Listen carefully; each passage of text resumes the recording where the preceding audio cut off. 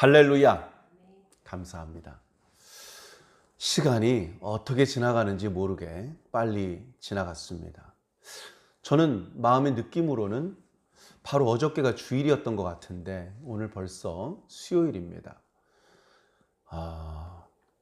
날짜도 달력을 보니까 오늘이 4월의 마지막 날이고 내일부터는 또 5월입니다. 5월은 가정의 달이죠. 그래, 올해는 느낌이 1월 달에서 2월 달로 넘어갈 때는 큰 변화를 못 느꼈어요. 비슷했습니다. 근데 2월 달에서 3월 달로 넘어오면서 야, 이거 바빠지는데? 이런 느낌이 들었는데 3월에서 4월로 넘어가니까 정신없이 바빠졌습니다.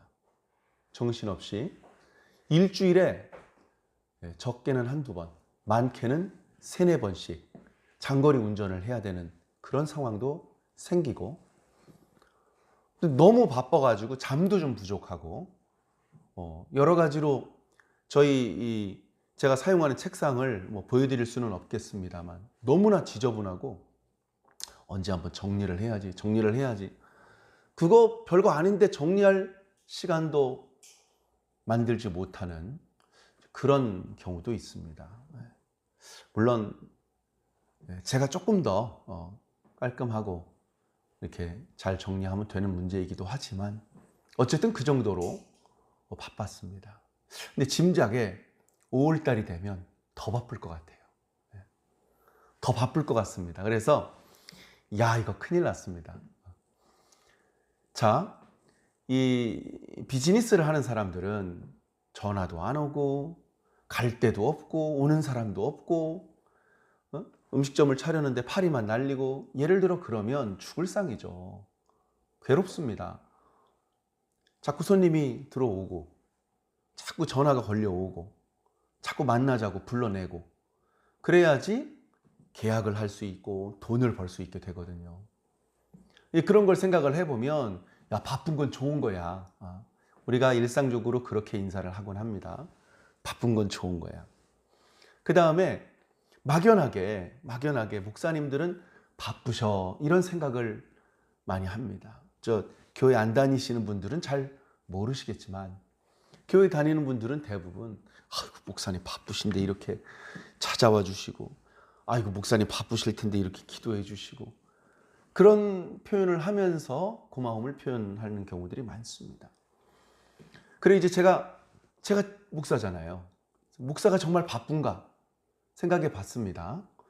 근데 목사도 다 개인차가 있어요.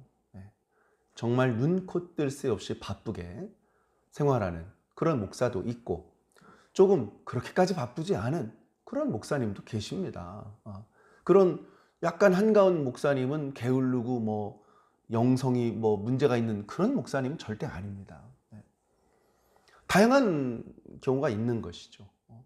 그러나 우리가 일반적으로 목사님은 바쁘실 텐데, 예를 들면 이제 그런 생각을 합니다.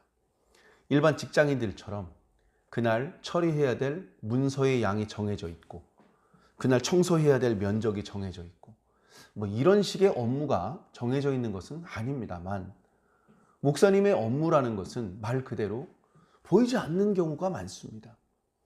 보이지 않는 업무이기 때문에 게으름을 피기로 말하면 한없이 게으름을 피울 수 있는 그런 직업입니다. 그러나 절대 게으름을 피워서는 안 되겠죠.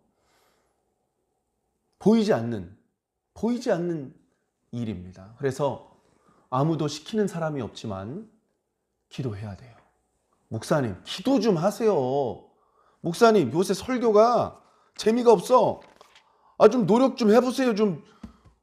이런 말을 아무도 하지 않습니다. 정말로 재미가 없고 정말로 그 기도의 은혜를 받지 못하는 경우가 있더라 하더라도 목사님 귀에다가 그렇게 말하는 성도는 없어요. 다른 교회 목사 설교가 재미없더라 이런 얘기는 혹시 할지 몰라도 네 설교 재미없어 이렇게 말하는 성도는 없습니다. 자, 그러나 재미없습니다. 목사님 설교 너무너무 재미없어 졸려 죽겠어요. 이런 얘기를 하지 않는다고 해서 완벽한 설교냐? 더 노력할 필요도, 더 준비할 필요도 없는 것이냐? 그렇지 않죠. 그 누구도 책망하고 손가락질하고 야단치지 않아도 스스로 느끼고 스스로 분발해야 됩니다. 운동선수가 코치가 운동하라고 하면 막 야단치면 운동하고, 막 코치가 야단치다가 저쪽으로 가면 코치가 안 보는 사이에 막 요령 피우면서 운동 안 하고, 그런 운동선수가 성공하겠습니까? 코치가 보지 않아도 운동하고, 건강에 좋지 않은 튀김 음식, 탄산음료 이런 거 안 먹고, 얼마나 그게 맛있겠어요. 너무너무 먹고 싶은데 자기는 운동선수기 때문에 먹으면 안 되는 거예요. 내가 예를 들어서 술을 너무너무 좋아해도 내일 시합인데 오늘 밤새도록 술 마시면 어떻게 되겠습니까? 그 종목이 역도가 됐든 권투가 됐든 무슨 스케이트가 됐든 그 전날 밤새도록 술 마시면 그 실력이 나오겠습니까? 술 마시고 싶은 마음이 있을지 몰라도 시합 전날은 절대 마시면 안 되겠죠. 그런 것과 마찬가지로 자기 스스로 조심을 해야 돼요. 목사들이 그래서 쉽지 않습니다. 성도들은 오히려 쉬워요. 성도들이 기도 잘하잖아요. 목사님들이 기도하십시오. 여러분 성경에 기도하라고 말씀하셨습니다. 히스기야가 기도했더니 하나님께서 응답하셨습니다. 이런 설교를 하시잖아요. 하지 않아요. 기도를 잘하고 있으니까. 기도를 잘하고 있을 땐 그런 말씀하지 않아요. 근데 기도를 잘 안 하면 기도에 대해서 강조를 합니다. 너희가 나와 함께 한 시간도 깨어있지 못하느냐. 마음에는 원하도되 육신이 약하도다. 그런 말씀이 강단에서 들리면 우리가 기도가 부족하구나. 내가 기도가 부족하구나. 그런 걸 느끼면서 이렇게 할 수 있어요. 그런데 목사는 누가 지적하면 이미 늦은 거예요. 김 목사, 기도 안 한다는 소문이 여기까지 들려. 어떻게 된 거야? 라고 친구 목사들끼리 농담처럼 했다고 칩시다.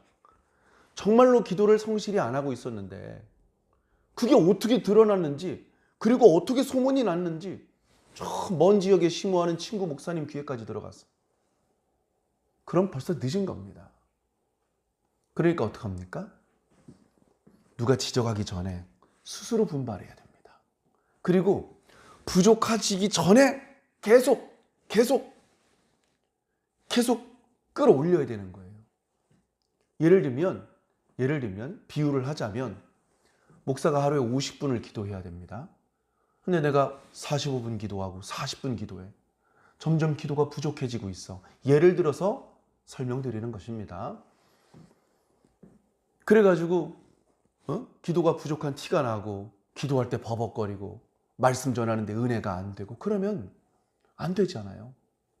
그러니까 하루에 50분씩 기도해야 되는데 60분, 70분, 80분씩 내가 스스로 내가 할 수 있는 최선을 다하는 거예요. 50분만 기도해도 되는데 60분, 70분 기도하는 겁니다. 더 끌어올리는 거죠. 더 자기 페이스를 더 끌어올려야 되는 거예요. 아령을 하는데 50개만 하면 돼. 그럼 딱 50개 딱 하고 딱 내려놓는 사람은 알통이 붙긴 붙는데 많이 안 붙어요. 50개 하라고 했는데 어금니 껴물고 60개 하는 친구가 있어요. 그 친구가 알통이 눈에 띄게 빨리 커지는 겁니다. 그래서 자기 스스로 자기를 잘 관리하는 것은 생각보다 어려운 것입니다. 사랑하는 성도 여러분, 우리는 두 가지를 다 해야 되는데 방금 말씀드린 것처럼 자기 자신을 관리를 잘해야 됩니다. 누가 관리해 주겠지 뭐. 내가 기도 안 하고 헬렐레 하고 있어도 너무 내가 마음이 돌처럼 굳기 전에 목사님께서 기도합시다 라고 하실 거야. 네? 수영 선수가 호흡을 해가면서 수영을 해야 200m, 300m 갑니다. 숨 참고서 200m, 300m, 500m, 1000m, 1000m 못 가요. 못 가는데, 그런데 이 수영 선수가 숨을 안 쉬어버려. 숨을 안 쉬어버려. 그러면서 속으로 생각하는, 감독님이 숨 쉬라고 할 때까지 안 쉬어야지. 그런 식의 생각을 하면요, 위험해집니다. 그렇죠? 목사님께서 기도하라고 하실 때까지 기도 안 해야지? 그러면 위험한 상황이 온다는 거예요. 목사님께서 헌금하라 그럴 때까지 헌금 안 하고, 목사님께서 전도하라 그럴 때까지 전도를 안 하고 있으면 위험한 상황이 올 수도 있습니다. 그렇기 때문에 기본적인 거, 예배 참석하고, 말씀 듣고 기도하고, 찬송하고, 헌금하고, 봉사하고, 전도하는 거 몇 개 안 되잖아요.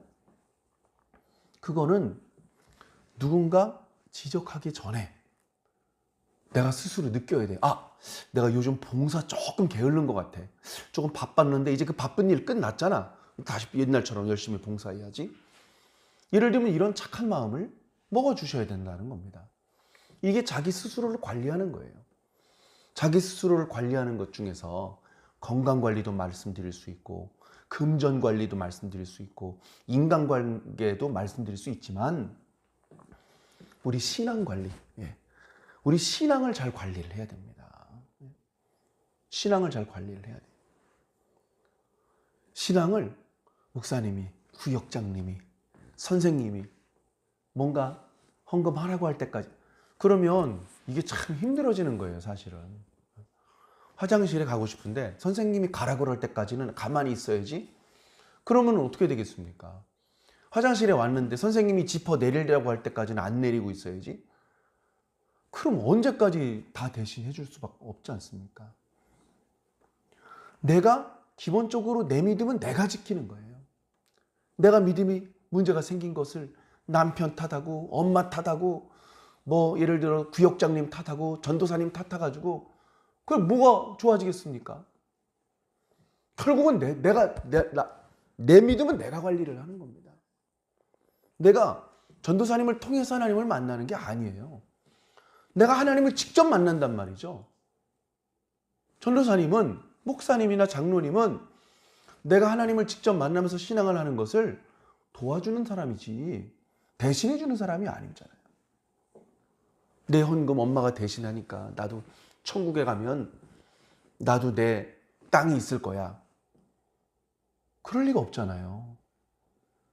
네 헌금은 네가 해야죠. 네 기도는 네가 해야죠. 누가 그렇게 대신해 줘요? 자, 그래서 우리는 각자 자기 자신을 잘 관리를 해야 됩니다. 자, 그 다음에 주변 사람들 관리를 또 해야 돼요. 나만 관리하면 이건 그리스도인이 아니야. 그리스도인은 뼛속까지 공동체 의식을 가지고 있어야 돼요. 공포의 외인 구단이 아닙니다. 나 혼자 피투성이가 돼가지고 나 혼자 주님 앞에 서는 거 주님 그락 원하지 않으셔요. 조금 늦게 오더라도 다 함께 오는 걸 원하십니다. 주님께서는 아담이 독초하는 것을 보기 좋게 생각하지 않으셨어요. 그래서 배필을 붙여주셨죠. 가정을 하나님께서 창조하셨습니다. 하나님께서 창조하신 게 두 가지가 있는데 가정을 창조하셨고 교회를 창조하셨어요. 둘 다 공동체라는 공통점이 있습니다. 공동체예요. 공동의 운명을 가지고 있어요. 가족 중에 한 명이 아프면요, 다른 사람이 다 건강해도요 못 놀러 가요. 계획 다 취소입니다. 가족 중에 한 명이 병원에 입원하잖아요. 그러면 나머지 가족들도요 계속 그 병원에 왔다 갔다 해야 돼요. 하나도 안 아픈데 한 명만 가족 중에 아프면 나머지 가족들이 교대로 계속 병원에 가야 됩니다. 공동체이기 때문에 그래요. 도둑이 들어와서 물건을 훔쳐가면 내 물건이 아니라 내 동생 물건 훔쳐갔지만 기분이 되게 나빠요. 깡패들이 와서 내 동생을 때렸어. 내가 맞은 게 아닌데 얼마나 화가 나는지 모릅니다. 왜? 공동체이기 때문에 그런 거예요. 자, 그렇기 때문에 여기서도 마찬가지로 건강관리, 시간관리 뭐 이런 말씀이 아니라 신앙관리의 관점에서 먼저는 나 자신을 누구에게 핑계대고 책임을 돌리고 하지 말고 1차적으로 내 신앙은 내가 관리하는 것이다. 그런 생각을 하고서 내 신앙을 잘 돌봐야 되고, 두 번째, 내가 좀 더 건강하고 내가 좀 더 안전하고 평안하고 좀 더 의미 있는 신앙생활을 하기 위해서라도 내 주변 사람들이 신앙을 돌봐야 돼요. 내 주변 사람들이 신앙이 좋아지면 내가 좋아질까요? 나빠질까요? 엄청 좋아집니다. 내 주변 사람들이 신앙이 업그레이드 되잖아요.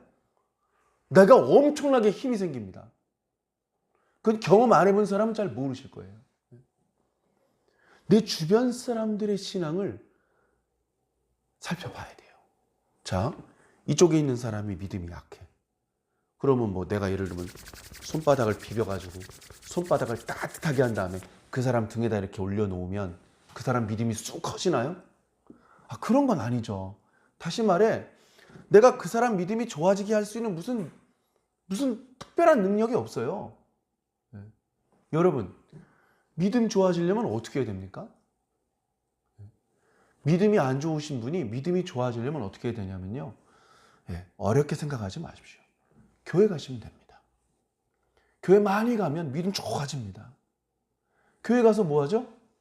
예배 없는 시간에 교회 와가지고 들어 누워서 낮잠 자고 코딱지 파다 집에 가면 믿음 좋아질까요?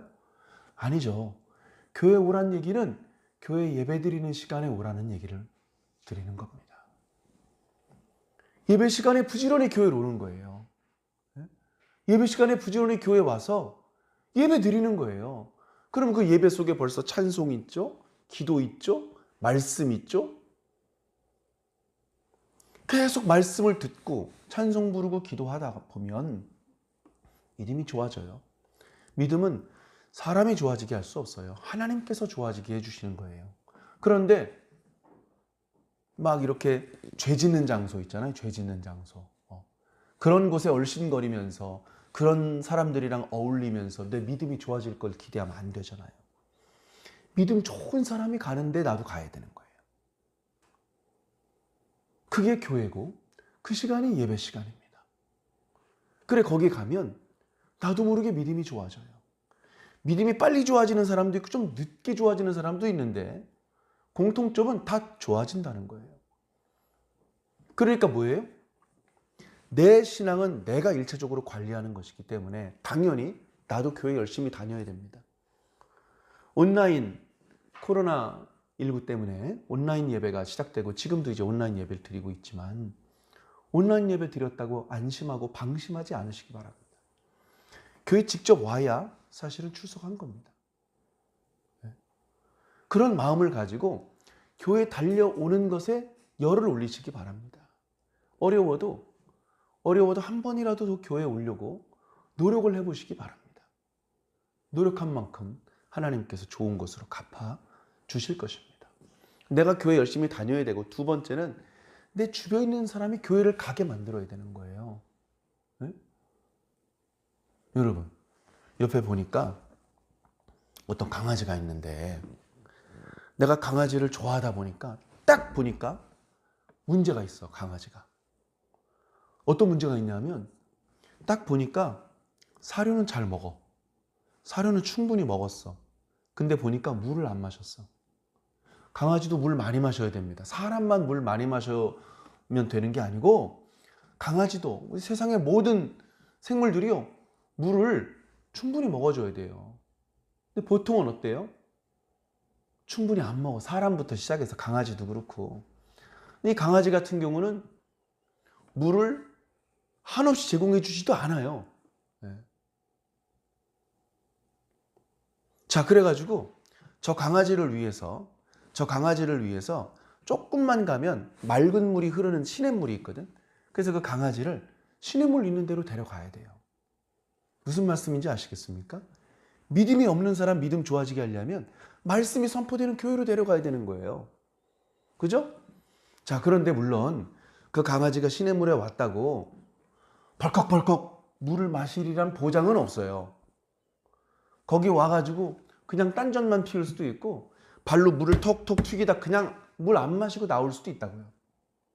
물론 어떤 개는 머리를 쳐박고 물을 혓바닥으로 할짝할짝 마시겠죠. 내 주변에 있는 사람들을 교회로 데려왔을 때 그들의 믿음이 이렇게 쑥 크면 좋을 텐데, 그러려면 그분들이 예배를 제대로 잘 드려야 돼요. 그런데 우리가 다 경험이 있지만 교회 와서 예배 시간에 예배실에 앉아 있는데도 불구하고 말씀이 집중이 잘 안 되고 은혜가 잘 안 되고 자꾸 딴 생각이 나고 자꾸 졸리고, 그래 결국 은혜를 제대로 받지 못하고 끝나는 그런 때도 우리가 있었잖아요. 그러니 지금 현재 믿음이 약한 사람 또는 믿음이 없는 사람은 오죽이나 말씀이 재미가 없고 예배를 통해서 자기의 믿음을 키우는 그거를 잘 못하겠습니까? 그러니 한 번에 만족하지 말고 계속 그렇게 해야 되는 거예요. 자, 이건 제가 무슨 책에서 보고 말씀드리는 게 아니고, 저도 기독교 신앙을 40년 이상 하고 저 자신을 보고 제 주변에 수없이 많은 신앙인들을 보면서 경험적으로 알게 된 거예요. 믿음이 크고 싶어? 교회 안 가고 다른 방법 있습니까? 교회 안 가고 무슨 카페 가면 믿음이 큽니까? 병원에 가면 믿음이 큽니까? 무조건 교회 가야 돼요. 무조건. 교회에서 믿음 좋은 사람이랑 교제하면서 계속해서 자기 신앙을 키워나가야 돼요. 그러면 자기 자신이 유익하고 자기 주변에 있는 사람의 믿음을 같이 커나가면 엄청나게 힘을 받습니다.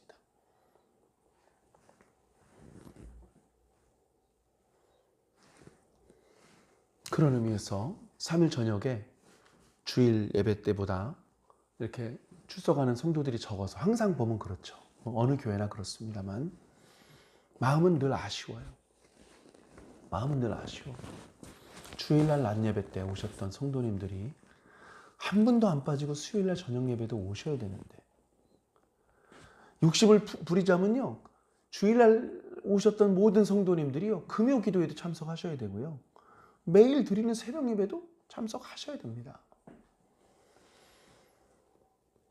그러나 현실이 그렇게 녹록하지 않을 겁니다. 그래서 더러는 출석하지 못하고 더러는 온라인으로라도 말씀을 들으려고 그렇게 지금 들어와 계신 걸로 알고 있습니다. 사랑하는 성도 여러분, 힘을 내시기 바랍니다.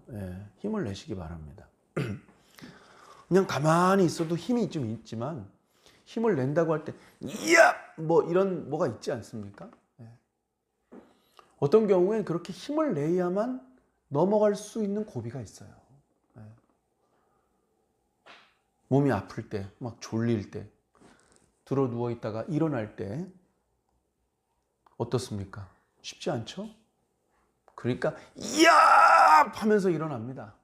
그때 이야를 안 하면 일어나기 힘들어요. 아무 소리도 내지 않고 그냥 힘으로만 일어나려고 그러면 정말 힘듭니다. 근데 이상하게 이야! 하고 소리를 지르고 뭔가 엄니를 깨물고 용을 쓰면 그러면 없던 힘이 더 솟아 올라와요. 그런 의미에서 어쩌면 지금이 우리 성도들이 힘을 좀 내야 될 때인 것 같습니다. 그냥 가만히 있으면 안 되는 때인 것 같습니다. 뭔가 힘을 내야 돼요. 힘을. 어떤 사람은 눈곱만한 돈이 생기니까 그대로 술집에 가서 술 사 먹고, 어떤 사람은 돈 생기니까 그대로 들고 나가서 화투 쳐가지고 다 잃어버리고, 돈 좀 생기면 그거 우리 어머니 돼지고기로 뭐라도 맛있는 반찬 해드려야지, 이런 생각하는 사람도 있는데, 자기 속에 들어가 있는 생각이, 술에 빠진 사람은 술밖에 생각이 안 나고, 도박에 미친 사람은 또 도박에 미쳐서 사는 것이죠. 어려운 시대에 우리가 살고 있는데 우리가 이야! 하고 힘을 냈어요. 그렇게 해서 힘을 내 가지고 그거 가지고서 술 마시고 앉아 있고 그거 가지고서 도박하고 있다고 생각해 보세요. 힘내 가지고 도박하냐? 힘내 가지고 술 마셔? 병원에 중한 병이었는데 돈도 많이 들었는데 겨우겨우 치료해서 회복해서 나왔는데 책도 안 보고 공부도 안 하고 술만 마시고 망나진 짓만 한다면 어떻게 되겠습니까? 목사니까 신앙 얘기하는 거겠지. 그런 생각을 여러분 하실 수 있겠지만 객관적으로 보아도 객관적으로 신앙이 좋은 사람이요 직장 생활도 잘합니다. 신앙이 좋은 사람이 더 정직합니다. 신앙이 좋은 사람이 더 성실합니다. 신앙이 좋은 사람이 약속을 더 잘 지켜요. 신앙이 좋은 사람이 그래서 승진도 더 잘합니다. 진짜 신앙이 좋은 사람일 경우에. 그냥 목사님 자기 뭐 밥그릇 챙기느라고 저런 소리 안 해? 그런 생각하지 마십시오. 그렇게 듣고 싶은 사람은 그렇게 들으시는데 객관적인 사실은 그게 아니라는 겁니다. 신앙이 좋아지면 모든 게 좋아져요. 신앙이 좋으면요 건강도 좋아집니다. 신앙이 없을 때 술, 담배를 했던 사람들이 신앙을 시작하면서 끊는 경우가 엄청나게 많습니다. 그래서 그런 얘기까지 합니다. 담배를 끊게 할 때 니코틴 패티가 필요한 게 아니고 예수복음이 필요해. 그거 들어가면 담배 다 나가. 그렇게 말씀하시는 것도 들은 적이 있습니다. 모든 사람이 그런 건 아니겠지만 대부분 그렇습니다. 그러다 보니까 신앙이 좋아지면 건강도 좋아져요. 자, 그런 엉뚱한 데, 술, 담배, 도박 이런 데로 돈이 안 새가니까 경제적인 여력도 점점 좋아집니다. 교회에다 다 헌금 퍼주고 오히려 밑지는 거 아니야? 어쩌면 그렇게 생각하실지도 모릅니다. 그러나 객관적으로 교회 가서 헌금 이렇게 다 퍼주고 났더니 다 알거지가 됐더라. 이런 통계가 있다면 누가 교회를 다니겠습니까? 그게 아니더라니까요. 교회 다니는 사람, 헌금 많이 하는 사람 더 복을 받아요. 더 사업이 원창하고요. 물론 무조건 그렇게 되는 건 아닙니다. 개인차가 있고 어떤 사람은 신실한데도 잘 성공하지 못하는 것처럼 보이는 경우도 있습니다. 그건 그 나름대로의 우리가 모르는 또 다른 이유가 있는 것인데 대체로는 믿음이 좋은 사람이 경제적인 능력도 좋아집니다. 그런데도 신앙을 안 하시겠습니까? 신앙은 안 하고 몸도 건강해지고 경제력도 좋아지고 그러고 싶습니까? 어려워요. 신앙이요. 이게 비워놓을 수가 없는 겁니다. 비워놓을 수가 없는 거예요. 우리들의 마음속에는 본래 하나님을 담아두어야 되는 자리가 있습니다. 하나님을 담아두어야 되는 자리가 있어요. 근데 우리가 하나님을 상실했어요. 하나님을 잃어버렸어요. 비어있어요. 그럼 계속 비어있는 채로 살 수 있느냐? 그 자리가 비어있으면요. 다른 게 들어와서 그 자리에 자꾸 들어와 있어요. 아까 전에 말씀드렸고 술이 그 자리에 들어와 앉을 수도 있고 도박이 그 자리에 들어와 앉을 수가 있어요.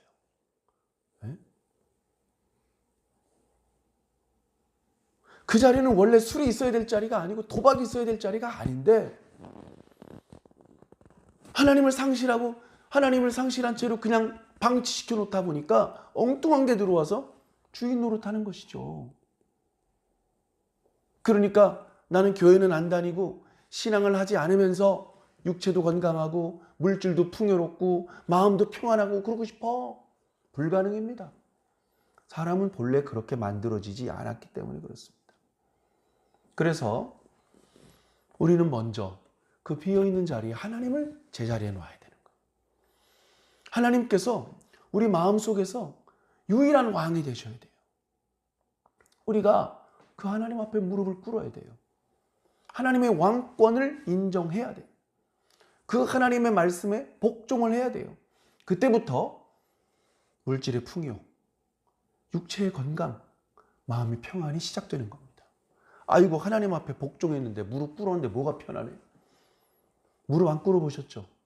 무릎 꿇는 게 제일 편안한 자세예요. 네? 세상에 같지 않은 놈들 앞에 무릎 꿇는 건 자존심 상하지만 진짜 위대하신 하나님 앞에 무릎 꿇는 건 기분 좋은 일이에요. 어떻게 그런 일이 있을 수 있냐고요? 여러분 아버지 앞에 무릎 꿇는 거 기분 나쁩니까? 여러분 어머니 앞에 무릎 꿇는 거 자존심 상합니까? 전 하나도 안 상하던데요. 하나님 앞에 무릎 꿇는 건요, 오히려 기뻐요. 그 맛을 알아야 진정한 육체의 건강, 물질의 풍요와 마음의 평안을 경험하게 되는 것입니다. 여기서 조금 더 나아가서 한 말씀만 더 드리겠습니다. 제 말을 잘 귀담아 듣고 잘 따라오셨더라도 이 마지막 부분까지 조심해 주셔야 될 것 같습니다. 제 말을 잘 듣고 누구 핑계 대지 않고 내 신앙 내가 지키는 거지 하면서 열심히 신앙생활을 했고, 내 주변 사람들, 가깝게는 가족들, 친구들, 어떻게든 자기가 좀 영향을 끼칠 수 있는 사람들을 교회로 인도했어. 모두는 아니지만 그들 중에 몇 사람들이 믿음이 자라나기 시작을 하고, 그리고 마음에 하나님이 원래 계셔야 될 자리에 다른 게 들어있던 걸 다 청소해내고 하나님을 그 자리에 모셔드리고, 그리고 그 하나님을 중심으로 육체의 건강, 마음의 평안, 물질의 풍요를 누리면서 사는 그런 생활을 잘 하던 분들도 아차하는 순간에 무너져 버릴 수가 있어요. 아차하는 순간에 무너져 버릴 수가 있어요. 흔히 하는 말로 초심을 잃어버렸기 때문입니다. 초심은 하나님을 중심으로 하는 생각입니다. 초심을 잃어버린 사람은 더 이상 하나님이 중심이 아닙니다. 하나님 대신에 내가 중심이 될 수도 있고, 하나님 대신에 돈이 중심이 될 수도 있습니다. 하나님 대신에 쾌락이 중심이 될 수도 있습니다. 뭐가 됐든지 하나님은 아닙니다. 하나님 아닌 것이 중심이 되면 흔히 하는 말로 한순간에 훅 갑니다.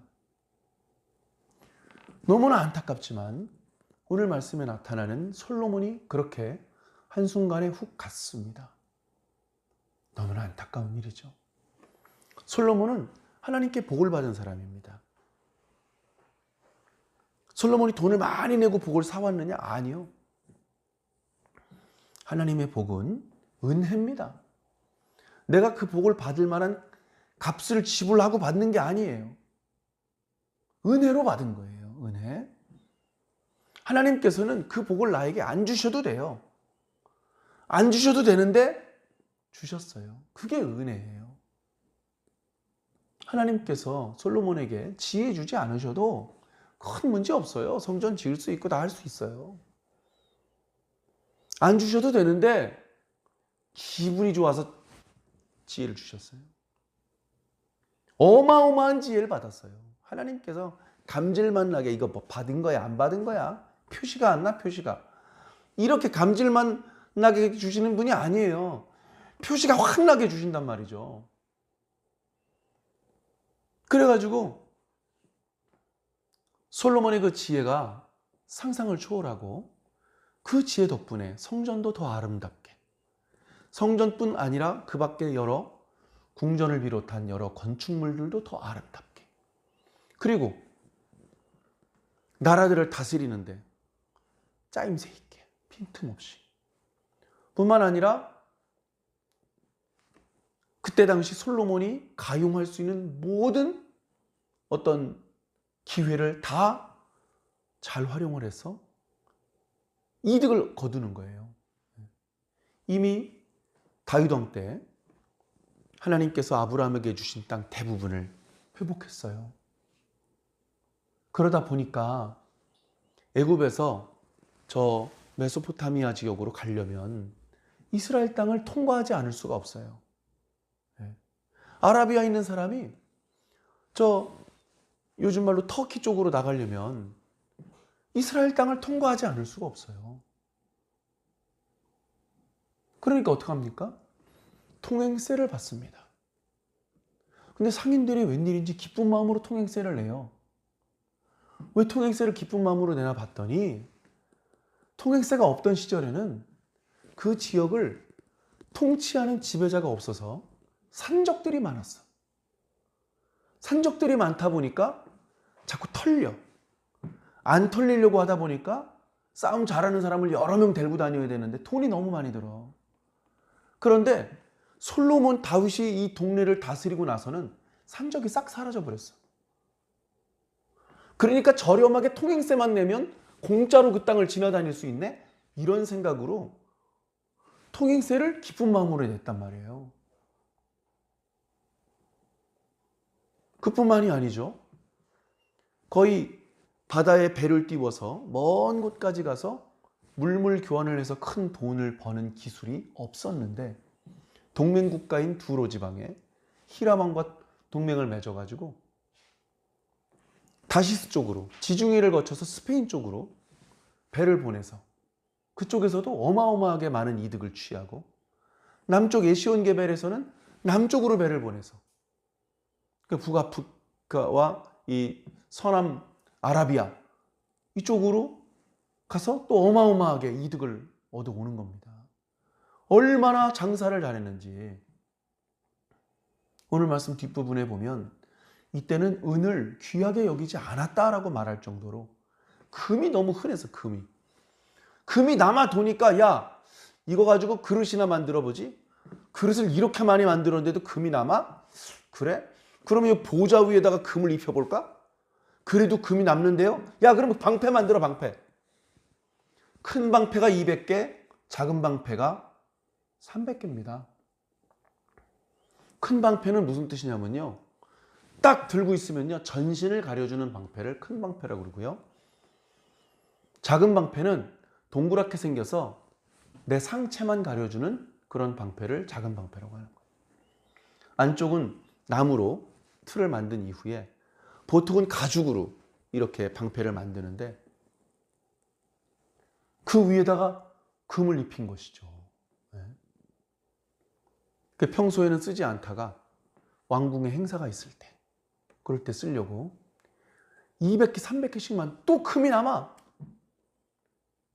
그런 정도로 하나님께서 솔로몬에게 많은 축복을 내려주셨어요. 그러니까 하나님 없이 솔로몬이 지 혼자 복받은 게 아니에요. 먼저 하나님과의 관계, 영적인 관계가 먼저 뚫렸어. 하나님과의 관계가 먼저 개선이 됐어. 그 하나님께 먼저 복을 받았어. 그러고 나서 물질의 풍요, 육체의 건강, 마음의 평안이 연달아 따라오는 거예요. 하나님 없이 이렇게 될 수가 없어요. 오늘 말씀 1절 너무나 멋있는 표현 아닙니까? 자, 아주 중요한 표현을 빼고 읽으면 이렇습니다. 아주 중요한 표현을 빼고 읽으면 스바의 여왕이 솔로몬의 명성을 듣고 와서 이렇게 읽을 수 있잖아요. 성경은요. 솔로몬의 명성? 그게 뭐가 중요해? 진짜 중요한 건 따로 있어. 진짜 중요한 게 뭔데? 나와 있잖아요. 여호와의 이름으로 말미암은 이게 중요한 거야. 솔로몬의 명성은 하나님의 이름 때문에, 하나님의 축복 때문에, 하나님의 능력 때문에 가능한 거야. 하나님 없으면 솔로몬은 시체야. 그 말을 하고 있는 거예요. 스바의 여왕이 왔을 때 하나님의 능력을 보았을까요? 물론 뒷부분에 보면 하나님을 송축하는 내용이 나옵니다. 그러나 하나님께 대하여 얼마나 알고 송축을 했겠어요? 네?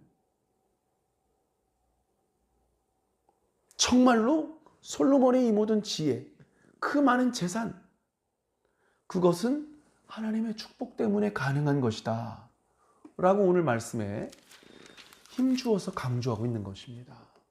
솔로몬만 그런 게 아니고요. 저도 그렇고 여러분들 다 마찬가지입니다. 지금 저와 여러분이 살아있는 것은, 지금 저와 여러분이 그나마 이만큼 여기서 이루고 있는 것은 하나님의 은혜입니다. 하나님의 은혜예요. 하나님은요, 그 은혜 꼭 우리에게 안 베풀어 주셔도 돼요. 우리가 값을 지불한 게 아니거든요. 근데 그냥 일방적으로 그냥 공짜로 주신 거예요. 왜 그랬을까요? 설명하기 어려워요. 성경은 그것을 사랑이라고 말하고 있습니다. 하나님께서 우리를 사랑하셔서 그렇대요. 왜 사랑하죠? 우리는 잘생긴 남자를 사랑하고 예쁜 여자를 사랑해요. 왜? 잘생겼고 예쁘니까. 근데 하나님 우리 왜 사랑하시죠? 우리는 사랑받을 만한 조건이 만족스럽지 못한데 설명하기 어렵습니다. 우리는 그 이유를 찾아내려고 하지 말고 그냥 감사하면 될 줄로 믿습니다. 자, 근데 솔로몬이 감사를 안 해요. 솔로몬이 감사를, 오히려 스바의 여왕은 감사를 하는데 솔로몬이 감사하는 내용은 그 앞에, 저 앞에 9장 10장으로 끝나버렸어. 솔로몬의 감사하는 모습이 나오질 않아요. 그러면서 솔로몬이 계속 엉뚱한 짓을 합니다.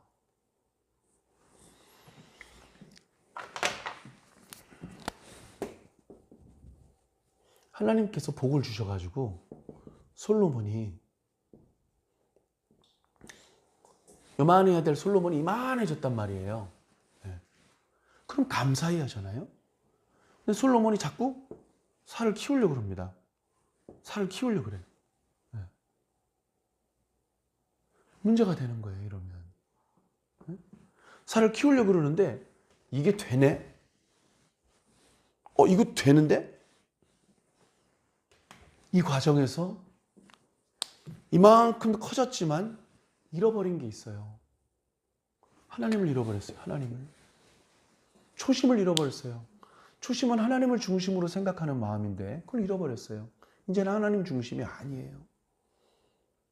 하나님 중심이 아니에요. 23절 보니까 이렇게 말씀하고 있어요. 솔로몬 왕의 재산과 지혜가, 지혜와 재산이라고 말하지 않아요.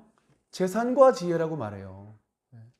솔로몬을 설명하기 위해서는 지혜가 중심이 아니야. 재산이 중심이야. 이제. 재산이 정말로 커졌어요. 그렇게까지 재산이 필요했을까? 후대를 위해서 준비한 것일까? 여러분, 아무리 많은 재산을 쌓아도요, 후대 사람들한테 아무 도움이 안 됩니다. 여러분, 집에 황금이 많이 있으면 어떤 일이 생기는지 아십니까? 도둑놈들이 끊임없이 찾아와요. 집에 황금이 많으면 행복해지는 게 결코 아닙니다. 자식들을 위해서 금덩어리를 쌓아놓을 것이 아니라 신앙을 심어줘야죠. 신앙을. 자, 이 과정에서 하나님을 잃어버렸어요. 더 이상 감사하지 않아요.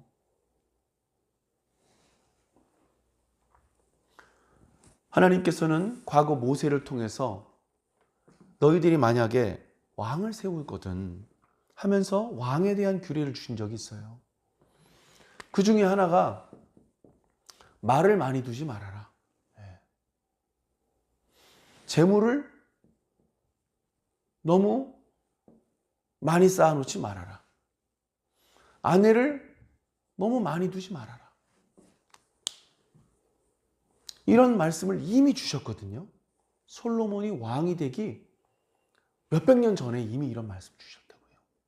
그런데 솔로몬은 깡그리 무시합니다. 하나도 지키질 않아요. 재물이 막 쌓이죠? 은을 귀하게 여기지 않을 정도로 모든 마시는 그릇은 금으로 만듭니다. 그 다음에 아내가 많은 건요, 이제 저 앞에도 나왔고 저 뒤에 계속 나와요. 계속해서 아내들을 불러들여요. 장인이 7,000명이라는데 뭐 어떻게 되는 겁니까? 그 다음에 말, 오늘 말씀에 말 나오죠. 자, 과거에는 말이 애굽 땅에만 있었어요.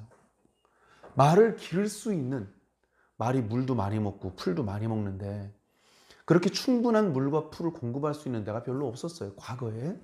그래서 애굽 땅에만 말이 있었고, 그러다 보니까 애굽은 그 말을 강력한 어떤 전략 무기로 활용할 수 있는 거죠.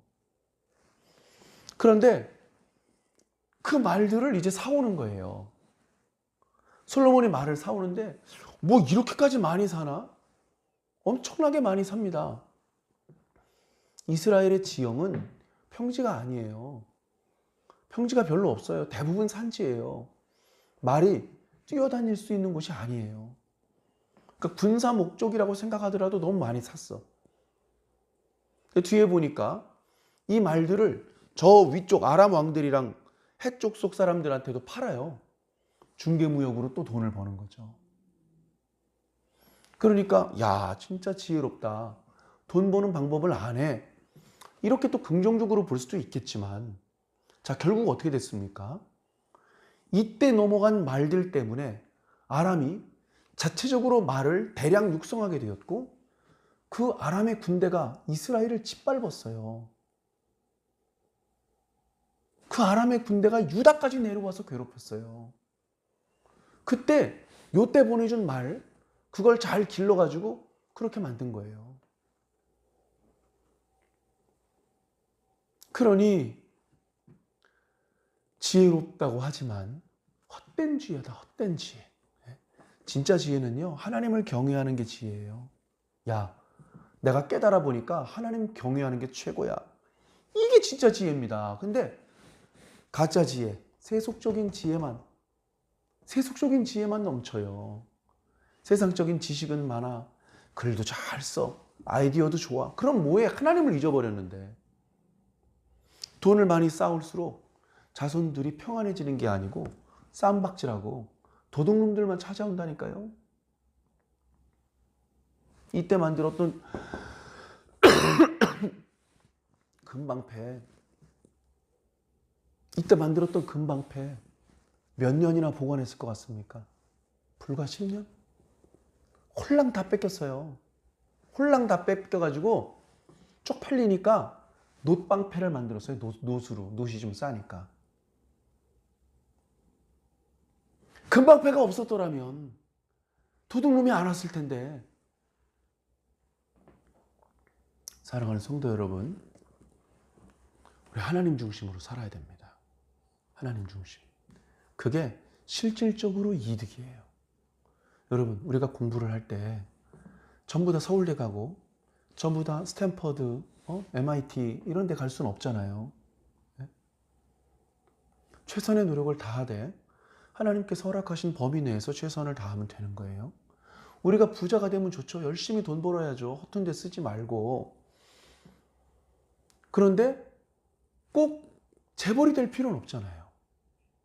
꼭 재벌이 돼야 되겠습니까? 자, 중요한 건 내가 재벌이냐 아니냐가 중요한 게 아니에요. 내가 재벌이 되면 하나님 살아계시고 하나님께서 나에게 복 주신 거고, 내가 재벌이 안 되면 하나님께서 계시지도 않는 분이고 난 복을 못 받은 거고, 그게 문제가 아니라니까요. 내가 하나님 중심으로 지금 현재 살고 있느냐, 하나님을 경외하는 것 최고라는 것을 깨달을 수 있는 지혜가 있느냐, 그게 중요한 겁니다. 솔로몬은 그걸 알았다가 나중에 잃어버렸어요. 그 잃어버려서 오늘 말씀에는 이거 불안한데 어떻게 되지? 이러면 안 되는데 이런 느낌이었는데, 우리가 다음 주에 묵상할 말씀에 보면 와장창 무너지는 게 나옵니다. 한순간에 훅 가는 거예요. 한순간에 훅 가는 거예요. 솔로몬이 40년 동안 왕 노릇을 했는데 하나님 잃어버리자 급격하게 왕위가 위태로워지고 나라가 흔들거립니다. 솔로몬이 한 게 아니라 하나님이 하셨던 거예요. 하나님을 잃어버리니까 모든 것을 잃어버리는 것이 되는 것입니다.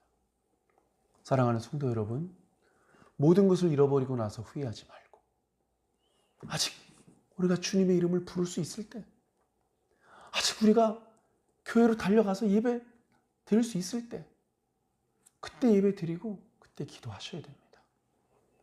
사랑하는 성도 여러분, 이 악한 세상의 유혹에 너무 많이 흔들리지 마시고 우리를 부르시는 주님의 음성을 놓치지 말고 들으시고 그 인도를 잘 받아주시기를 예수님 이름으로 간절히 축원합니다.